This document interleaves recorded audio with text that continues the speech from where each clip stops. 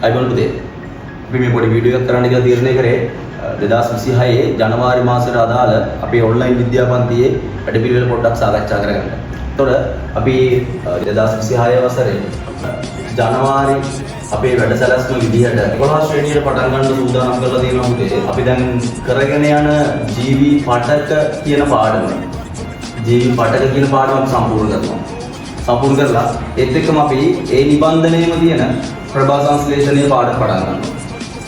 ඒ නිබන්ධනයේම තියෙන ප්‍රභා සංශ්ලේෂණයේ කියන පාඩම පටන් ගන්නවා. රයිට්.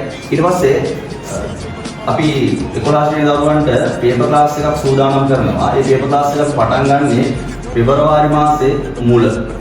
හරි. පෙබරවාරි මාසේ මුල අපි ඒක ජනවාරි මාසෙදී පුතේ ආව දැනුවත් කරනවා. 10 වෙනි දවසට අපි දැන් පටන් අරගෙන තියෙනවා පුතේ ඔයාගේ ජීවයේ රසායනික පදනම කියන පාඩම. ජීවයේ රසායනික පදනම පාඩම අපිට තවදුරටත් ජනවාරි මාසේ දිගටම කරගෙන යන්න වෙනවා.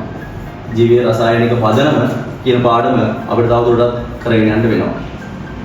ඊට පස්සේ පුතේ ඔයාලට ඒ නිබන්ධනයේම තියෙනවා අපි 6 වෙනි එකකේ තමයි දෙවෙනි අඩ කරන්න සූදානම් කරගෙන දෙවෙනි පාඩමේදී අපි කරන්නේ 6 වෙනි එකකේ ශාක සහ සත්ව සෛලවල ව්‍යුහය සහ කෘත්‍ය කියන එක.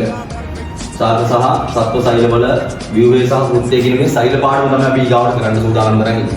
9 වෙනි දවසට අපි පටන් ගත්තා සුද්ධ ජීවීන්ගේ භාවිත කියන පාඩම.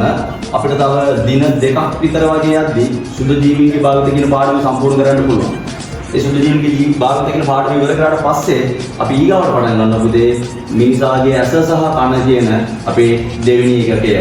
රයිට්. මිනිසාගේ ඇස සහ කන කියන අපේ දෙවෙනි එකකේ පටන් ගන්නවා. පොඩ්ඩක් වැඩ පිළිවෙල තමයි අපි කරන්න සූදානම් කරන් ඉන්නේ.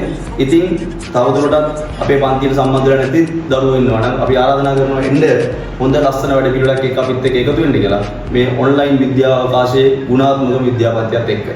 රයිට්. බොහොම ස්තුතියි පුතේ.